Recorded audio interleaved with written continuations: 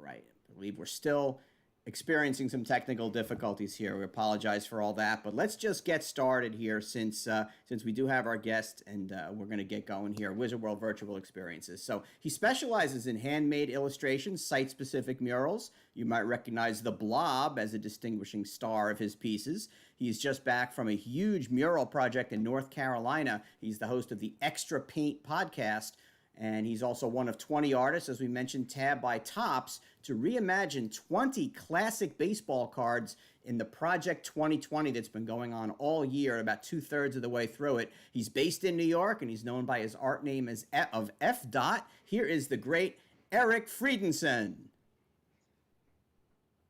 Hey, what's up, Jerry? How you doing, man? Eric, technical difficulties here, trying to get us all together here, but luckily, fortunately, we're back, we're on, and most important, we've got you. So that's really the only important thing here. But we appreciate you being with us here this afternoon. I know you've been traveling, you've been running all over the place. We mentioned you were in North Carolina.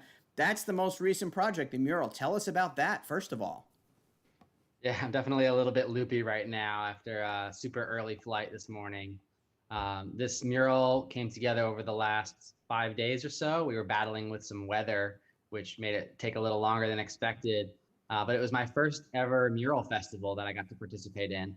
And if you've never heard of a mural festival, it's basically when a company or a property flies in a bunch of artists, or they work with local artists, or a mix of both, to just add some color, add some life to the walls. This was for an apartment complex called University Hill Apartments in Durham, North Carolina.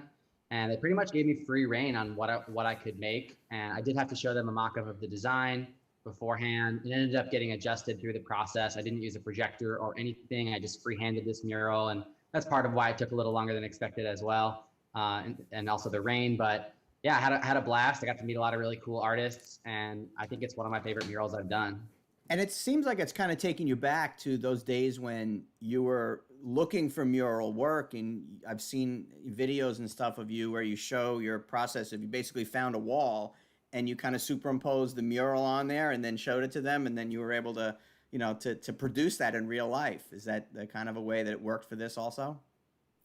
This one, I got invited from the people who were curating the artist list for the festival. So I didn't have to mock it up in order to get invited, but that's typical with murals. You have to show them what it's going to look like roughly before it goes up. In the beginning of my career, I didn't have anybody inviting me to events like this. I didn't have anybody paying me to do murals, mostly because I didn't have any in my portfolio. So how would somebody know that I was even capable of it, or what my artwork would look like? Sometimes people's imaginations aren't as creative as you think. So mocking it up was my way of getting my art onto walls before I actually had those jobs. So I would use Photoshop and just find cool walls, and then I would present it to the business owner, mostly get rejected. But then, it was worth it when a few of those would go through, and I would get to start building my mural portfolio. And take a look at the one behind me here. This is the one that you actually just finished, correct, in North Carolina? Yeah, that's so interesting. Are you in North Carolina right now? You like that? Yes, I'm playing with the trees, and sitting under a mango tree. Yes. Yes, I mean it's terrific work, and I'm sure that this kind of a system here, or this kind of everything you've set up, the way you've done it, and when the Topps folks, looked at your subjects and the way you kind of put your work together, that it kind of is in contrast to, I think, most of the other artists. And we'll get to the Topps thing in just a minute, but your work with murals is taking you all over the world. What are some of the places that you've done murals that you're really proud of? I'd say most of the international murals that I've done were in Latin America. And that was because I worked for WeWork for a few years, and I got to help build and grow the team of artists that create all the artwork for the WeWork spaces. And so some of those countries, I got to live in Argentina for a year and a half. So there's a few murals in Argentina, both in the WeWork and on the street.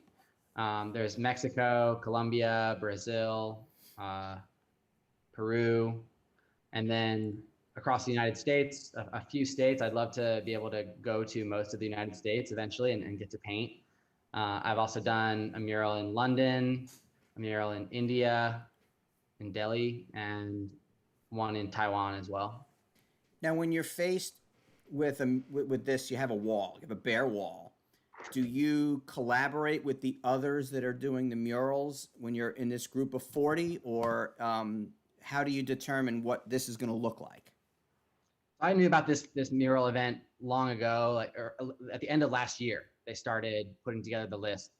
These events require a lot of planning and a lot of just reaching out to artists, coordinating their schedules. So I knew about this early on, and the festival was actually supposed to happen in April. Of course, that didn't happen. It got postponed due to the pandemic, and it ended up not really being much of a festival at all. It was more of just an event where artists came in to paint. There weren't any big parties or anything. They did have a lot of beer there, so that was fun. They bought enough beer to have a festival, but it was more of just artists coming in, doing their thing, and then heading out. I didn't collaborate with any other of the 40 artists. However, I did have my girlfriend and partner Jessie joining me for the first half of the trip, and she got to help me paint this wall. It was my design, and we a lot of these shapes are inspired by our previous collaborations. So I do collaborate with her a bunch. She's a textile artist, and some of her work's like around this room actually. But yeah, it's super fun to get to work with her, and I think some of my best work comes from collaborations for sure. That's good. Now, in general, though, if you had a wall, do they give you the flexibility to do whatever you want, or how? What point along the process do you have to show them? Well, here's what I'm working on. Is this okay? I'd say yes and no. I have to show them. They usually give me a deadline, so I usually need at least a week to just think through it and design it and sketch it out. And that's a week of dedicated time to really think about it, not a week from when I learned about the project, because of course I have other stuff going on. Um, this one, I'd say it took me a couple of weeks to be happy with the sketch, and then I showed it to them. We made a couple changes just based on what we both wanted out of it. You can see on the right side of that image there that there's a window, and that storefront is actually going to be sold to a restaurant soon. And so we wanted to make sure that this was a family-friendly type mural that would also work for the restaurant. Originally, we had yellow actually going like over to the right, covering that whole surface. And then we ended up sticking to the gray just because we wanted to keep it toned down a little bit, just above the storefront, because they're going to put a sign there. So there is a little bit of back and forth depending on the wall. I've had some projects where they literally say, do whatever you want, we're going to love it. And it actually works out like that. And then there's sometimes where they say, do whatever you want, and that's not actually what they mean. They have an idea in their head that I have to kind of pull out of them a little bit by showing them stuff. So it's all across the board. And then obviously there's sometimes where they have a very clear idea. They show me a previous mural of mine, and they said, we want something like this with these colors. And that's what I end up doing. The way my head there, it looked like those were coming out of my ears, but here's another, example of one that you had done. I want to take a step back before we go into the top stuff, which we definitely will.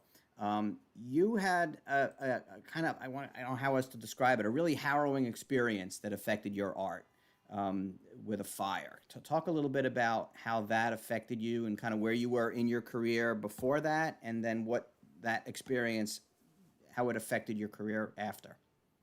Yeah, I guess you watched the video on my homepage then. Yeah. If you want to check out that video, it's on my homepage at fdotstudio.com.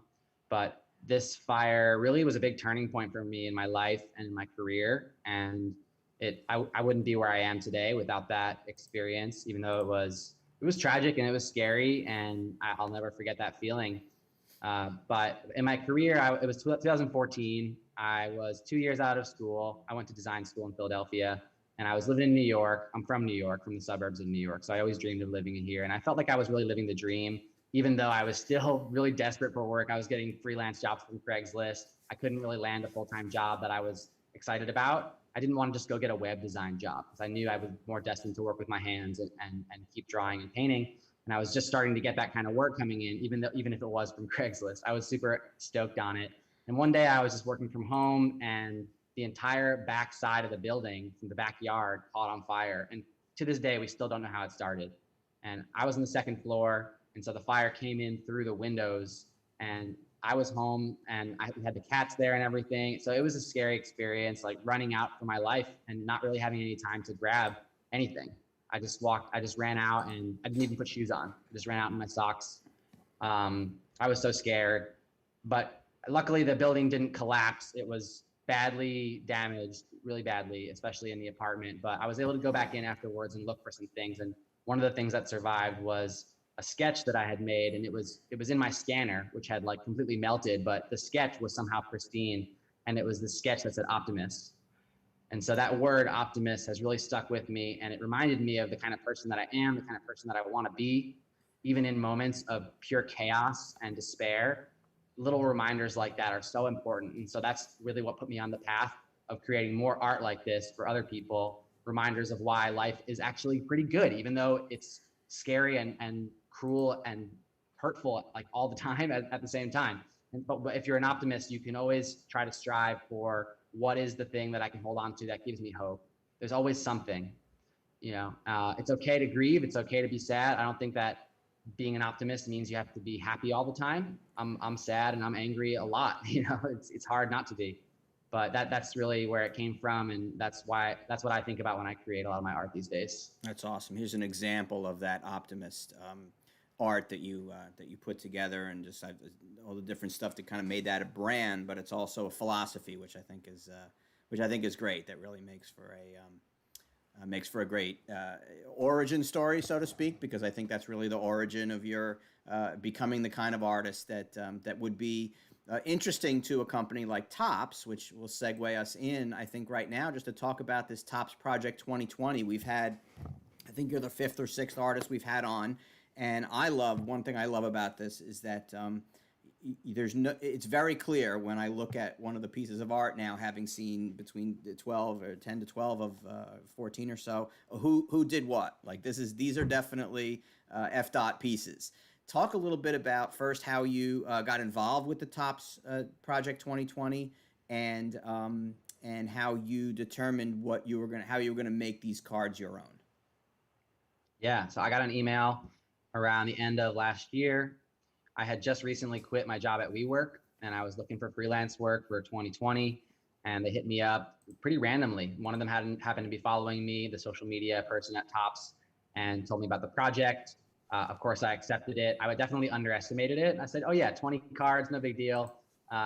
Didn't think about how it would really be a year-long project and how much care I'd want to put into each card. Really didn't know the scope before I started.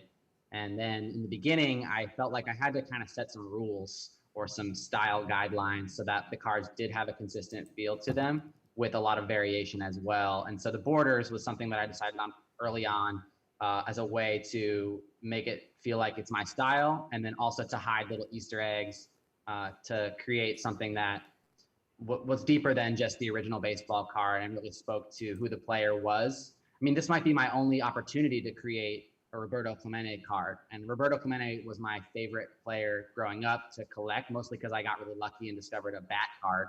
And we'll get into that card in a little bit. But this might be my only opportunity to do some of these players. So I wanted to make sure it's not just about that one card, but it's what this player means to me as an artist.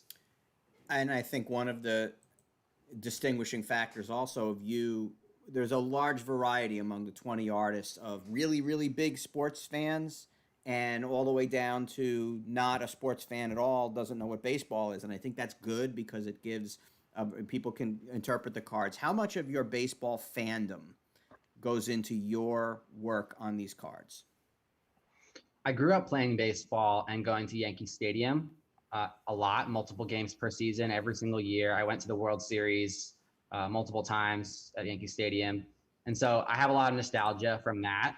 I do say, like, when I discovered skateboarding at around age 12, I stopped getting into any kind of sport besides that, because I just felt like I wanted to express myself and not play by rules. I didn't want to be on a team where there was score. I really loved expressing myself. And that was also when I started taking my art more seriously too, doing photography, video, all kinds of different art.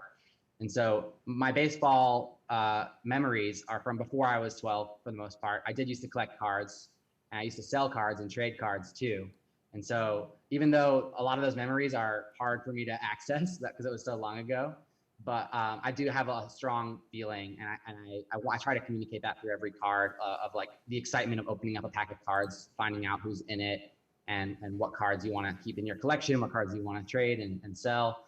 And then, of course, some of the players that are in the series, like this Derek Jeter card, he was my favorite growing up. And I always got so excited when I would get a Derek Jeter card. So I put a lot of time into this one, and even did that special giveaway that you see behind me that on the right side is the canvas. I still don't know who got that canvas because it hasn't surfaced yet.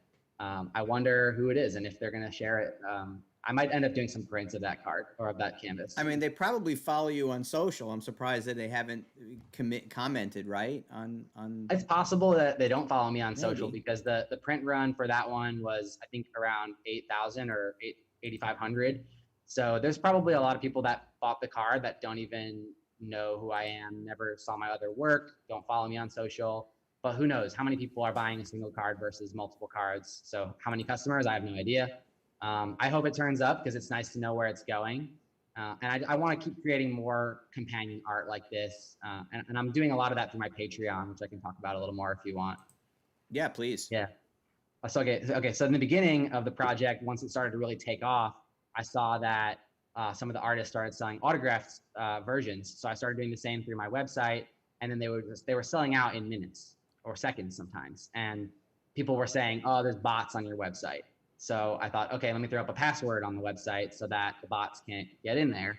Then that turned into, okay, if you want to follow along with my series, get the password, and I'll also bring you into my process, show you every step of the way, even give people an opportunity to contribute ideas to the card, because these collectors, they want to know more than just what the card looks like. They want to know the story behind it and the iterations that it went through. And I love sharing that stuff. So it was really a perfect fit on Patreon, where it almost works like a tip jar. Or a subscription where every time I drop a new card, my patrons get charged $5. And then I take them through the whole process. I'm posting in there pretty much every single day on updates on the project, updates on my other art. I give a lot of other perks like early access to buy prints and stuff, and the autograph cards, of course, which I'll be launching more of those in October. So that's what I'm doing on Patreon. I'm not sure how it's going to evolve after the project is over. If I'll keep doing cards or if I'll just make it more of a general art support page where I offer prints and stuff, merchandise. But it's been a blast, and having like a core group of fans. There's no hate in there. There's no negativity. It's just the people that really want to see my content. They're willing to pay a few bucks for it, and I try to treat them like friends because they are. Yeah.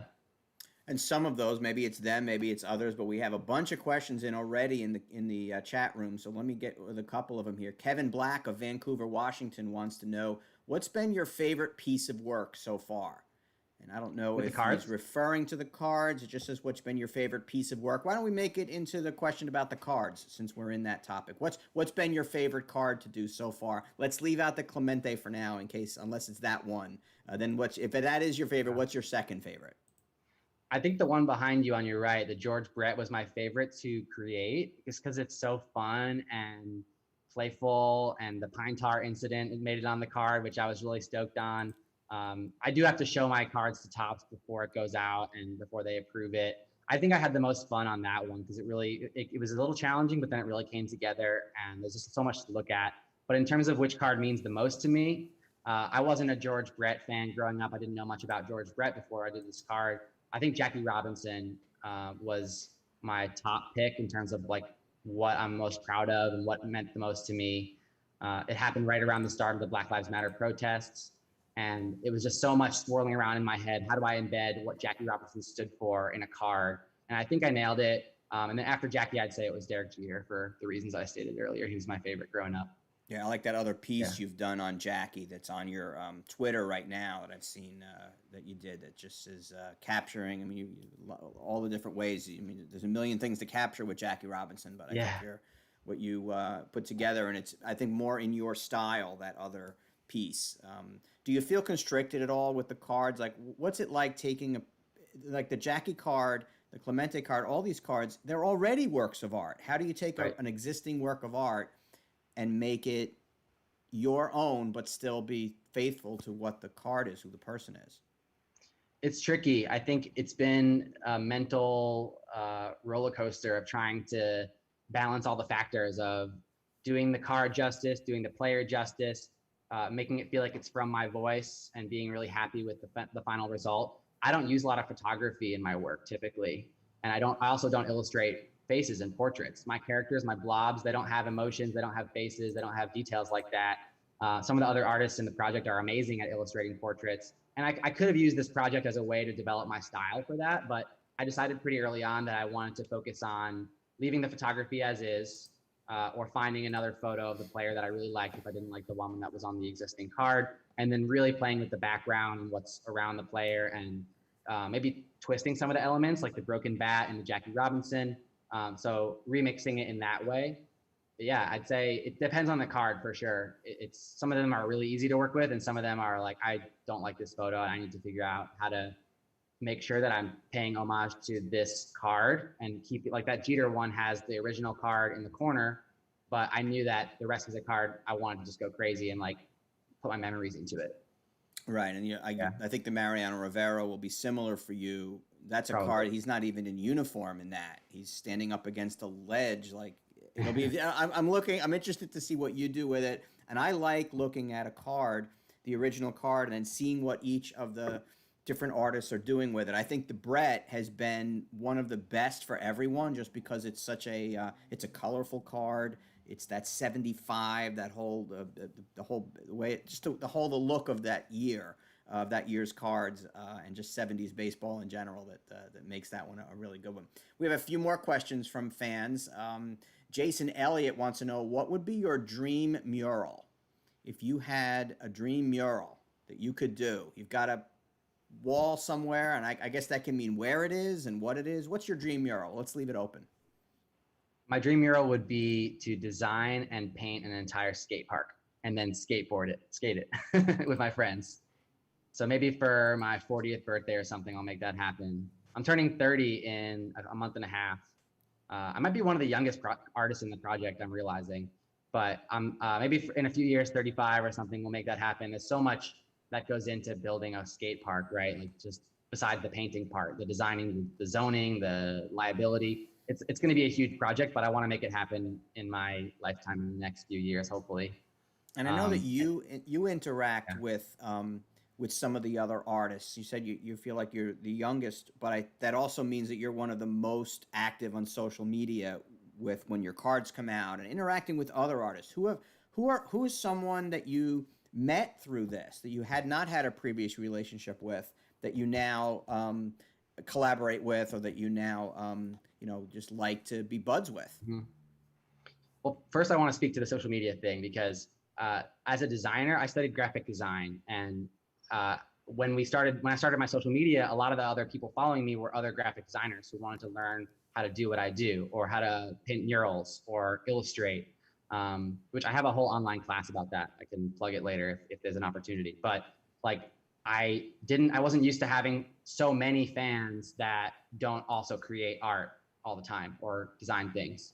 Obviously there were a bunch, but now like the people interacting with me every day, they don't create art. So I feel like I have this opportunity to make others feel creative, and I love that. And I don't know, I feel like every artist takes some time to find your market and to find your audience that isn't just other people doing the same thing as you or wanting to do the same thing as you. Unless teaching is your main thing, that's probably what you want. But I just want to say shout out to all the collectors who I've been interacting with on Twitter, Facebook, Patreon, Instagram. They've all been so awesome. And then as far as the other artists go, I think I've had the most interaction with Blake Jameson. I actually got to go to his studio a month ago and create that Lob Ruth painting that you had up on your screen a minute ago. He's been awesome and like a mentor to me throughout this project. I ask him questions like weekly, just, hey, how's it going? What's your next card? Like, we're pushing each other all the time, which is great, and promoting each other's stuff. Other than Blake, I'd say JK5 has been awesome. Gregory Siff, Sophia Chang, everyone's been super helpful. I know I'm forgetting a few here, but those are the ones that come to mind immediately. Yeah, I have a couple of comments on that, along that round by some fans in the chat rooms right now. Jeff McKinley says that early in the project, I didn't understand what was going on with the set, but with the help of Blake Jameson, I started to understand, and EFDOT has become one of my favorite artists. So you've got a new fan. I think that that was one of the goals of this Topps project, I think, was to bring, art fans into the baseball world or the sports collecting world. So that's a great comment from Jeff. Kenneth DeJong has another great comment. He says, I have been collecting baseball cards for 35 years. These cards look absolutely spectacular. So that's a testament to what you've done and what a lot of the others have done too. So I appreciate that. I love the passion behind the collectors. They just, every time a new card comes out, they want to share it or tell their opinion about it. And, it's hard to focus on doing what I want sometimes, because there's so many people that want to give their input on it. but I always like take breaks from my work and really step back and look at it, flip it upside down, whatever I got to do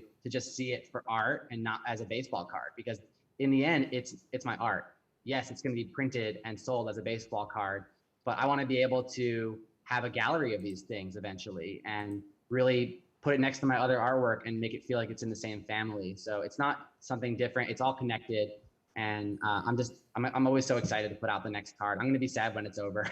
And I hope Well, that I get to do something else with tops or with cards in the future. yeah, and Yeah. you've done 14 now. We're about 2/3 of the way through. Tops has done almost 2/3 of the cards in what will be a set of 400 cards total. Be great if at the end there was a book that had each page or each section had the 20 cards, the 20 by each of the artists, and take a look That'd at be cool. all the Bretts together, right? All the Gwynns together, and see. Is there a particular card that you've done so far that's been really challenging, the most challenging to you to be able to do? I think it was Clemente. It was my first landscape card. So I had to decide early on that I wanted to do it vertically and see if the images would work like that, switching up the layout completely. And that was one big curveball. And then also the resolution of that card, it's pretty blurry, the images. Some of the other cards were like that, and I wasn't as picky about it. But as the project has gone on, I've gotten to see these things in hand. And I realized like, okay, that looked good on the iPad when I was drawing it, but in hand it looks blurry. So I've been using more photography, and I think Clemente, I actually had a design and then I showed it to Tops and they said, actually, we can't get the rights to that image. So I had to find another image that I was happy with and kind of redesign the card twice. So that one gave me the most challenges, I think. And I can show the process of that if you want to get into it. Yeah, I do. In fact, now is as good a time as any to do our big unveiling, which we love to do here at Wizard World Virtual Experiences. We love to have the unveiling of a card. Now, this card is the Clemente. It comes out tomorrow. This is your baby here. So the original card is behind me here, and I'll move over because most important for folks to see is your work, which, I mean, look at this thing. It's fabulous. Tell me about the elements of this, unless a lot you think those are covered in your video there, but I know that, just first, tell me about the elements of this that you felt were most important. And then is the photo, the one with him with the lifting, is that the one you replaced with the other one, or which Yeah, photo did you originally the have? main photo of Roberto here was the one that I had to replace. So it was like, how do I find a photo that I really loved as much as the first one? I'll show it to you in a minute, but first let's talk about the final card. Obviously, you can see the Puerto Rico flag big on the background there. I knew I wanted to make something that Puerto Ricans would really resonate with because I've been there. I love Puerto Rican people. I love Latin America in general, and I speak Spanish as well. So following Clemente and talking about him, I just have so many memories of Puerto Rico that I wanted to embed in this card with the flag. I also got some suggestions from my Patreon supporters. Every time I start a new card, I always do a brainstorming post. So I say, this is my initial research and ideas about Clemente. What are your memories? What are your ideas? And people agreed that the flag needed to be big. You can see that I have in the bottom right another image of him. That was a sketched version. You can see up close when you get the card. You'll see that it's not a photo, it's a sketch that I created. And that's him tipping his cap after his 3,000th hit. So that was his last hit of his career. If you don't know the story, he unfortunately died in a plane crash between seasons. He was delivering aid to Nicaragua. The governments were really corrupt back then and probably still are. So he was making sure that people got the aid that they needed. And unfortunately, the plane went down and his final hit was his 3,000. So I wanted to put that image. It's an iconic image of him. I couldn't find a super high resolution image of it, so I decided to resketch it in my style. And then right next to that image is the number 3,000, of course. Down below, you have the word humanity, really small in the corner, because he was a humanitarian doing a lot of work with Latin America. Along the bottom row, I mean, I don't want to give away all the Easter eggs. Yeah, but you let guys can people see the see rest. that when There's the Marines patch on the top left because he was in the U.S. Marines for a couple years.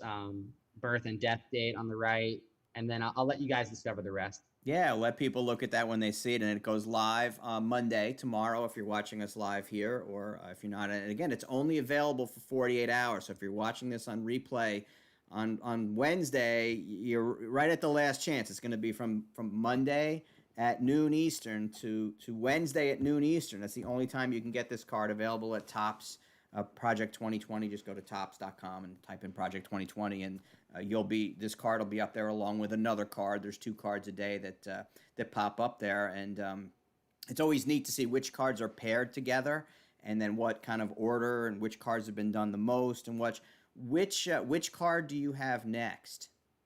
Do you know? Have they given you? I just found out I have the Mariano.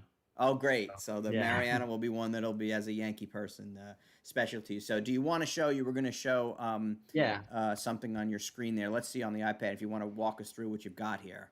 Let me just close the shades here so we don't get I might even, I'm going to even get out of your way here. So you'll just have you're going to have the full cool. screen here. Am I good? Yes, gave you the full screen. All right. So here I started with the original card. You can see there I had it flashing on the screen. And pretty immediately I wanted to incorporate a new photo of Roberto and also putting the flag there. And as I drag my thumb across this, you can see some of my explorations with lettering. Some of it was inspired by my research. I found a graphic novel that was about Roberto Clemente. And here I'm just trying to play with the right combination of photos, the layout, a lot of different iterations, a lot of little details that didn't make it onto the final card, because it's all about finding that right balance. You can see here, I had this one photo. This was the one that I couldn't use due to copyright. I found it on Getty, but it wasn't something that Topps could get the rights to use. The other ones, they were able to get the rights. And so I started playing with the other photos and eventually finding this one that was the right fit. And then here is really just the final refinement stage. I'd say all in all, it was about 15 hours of work, including the research. But it was definitely put across multiple days. I did have the blob pirate in there, which unfortunately MLB wouldn't let me alter the Pirates logo. I was really hoping I could get that made on the card. And in the end, I ended up flipping it back to the regular pirate. I also found this jersey that he was wearing that said Puerto Rico on it. And I thought it was beautiful lettering. And instead of just writing Roberto Clemente really big, giving a huge shout out to Puerto Rico, just right on the card, including the flag, I felt like that was what made it feel like it was finished. And I hope you get the same feeling as I do when you look at this, just a feeling of pride, a feeling of dignity, optimism, just really a good tribute to a hero and a legend in the sport, and Puerto Rico as well. So that's the process. That's great to get that, because that's something that you see the final piece and it looks great, but you see all those other iterations and all the other ways. When you had sent me one previous version just to look at there, when I saw the blob pirate, I'm like, this is going to be great. And then you couldn't do it. It's too bad. Baseball sometimes gets in its own way. Sometimes it doesn't let you, do it. But it still looks great, because that pirate logo obviously is not the one used anymore. It was one used at that time. So it still has a lot of pop to it. And I think with the colors, it almost matches the colors and the flag. So it's kind of neat. Yeah. In the beginning of the project, I think artists got away with a lot of things that wouldn't slide today. Mostly, I think, because the MLB wasn't looking as closely, or they didn't have as much time to look at every single card.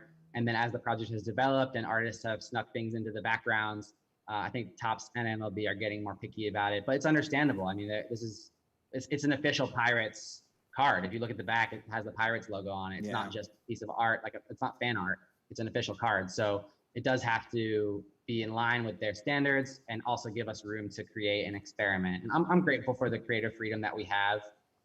Even just being able to switch up the photography, that I didn't expect that. And that's why I didn't really consider that for a lot of my early cards. And going forward, I'm going to do that if it feels right. Even some of the purists might say it's not a rookie card anymore, but I think it's about what it means to me, Since you collect cards, I can ask this. Is there a card that you love that obviously it's not part of this set, but you can always do it on your own, but that you wish it was part of the set, whether for its artistic value or a player value, or is there a card that you remember from your days that you would be great to reproduce? I really wish Mickey Mantle was in this set. There's a couple cards from Mickey Mantle that I remember from my childhood, and even my dad was into them too. So he didn't collect cards when I collected, but he would bring me to the Yankee games, and he had a lot of memories with his father. So I'd say I wish Mantle was in the set. Really, any card would have done for me. You can make that the 21st card. We won't tell anybody. Yeah, good So idea. before we finish up, and again appreciate you taking this time. Really flies by here, and we got a late start, but you were very patient with us, so thank you. Is there anything you just want to tell fans, or places you want to point fans to where they can kind of learn more about what you got going? I got a bunch of links, but I think the best way to go is follow me on Instagram. That's where I have most of my audience, and then there's a link in my bio there that takes you to like everything I offer. So Instagram, Twitter, both of those platforms are where I'm most active. I'd say FDOT on Instagram, it's EFDOT, and then on Twitter, it's FDOT Studio. Want to thank Sam Jones, Shannon Frankeling Van, who also had questions that I didn't quite have time to get to, but they were in there as well, and there were lots of people in the chat talking about this program and obviously everything that you do. So again, FDOT, appreciate you being with us today, and good luck with the remainder of the series, and obviously with Monday with the release of what I think is just a fabulous card with Clemente. Thank you, man. And if anybody's watching this and wants to reach out, ask more questions, or just tell me what they think of the cards, Instagram's good, Patreon's better, patreon.com/FDOT. If you want to support what I'm doing and get more involved with my art, that's the best way to do it. So thanks so much for having me, Jerry, and to all the people for watching. You guys are awesome. I appreciate you being with us. So coming up on Wizard World Virtual Experiences, what you would have heard if I'd had the volume up earlier, coming up on Thursday, it's October Faction. Saturday, we have From Batman to Joker. Sunday, we have the video game Ari and the Secret of Seasons. We'll have some of the voice actors from that. Next Thursday, the 8th, is stars from Scary Movies of all time. Then also on Thursday, we have Last Fan Standing with Bruce Campbell, that game show. That's going to be fun. And next Friday the 9th, the guests from the cast of Shadowhunters. For FDOT, I'm Jerry Milani. Thanks so much for joining us today on Wizard World Virtual Experiences. We'll see you again soon. Thanks.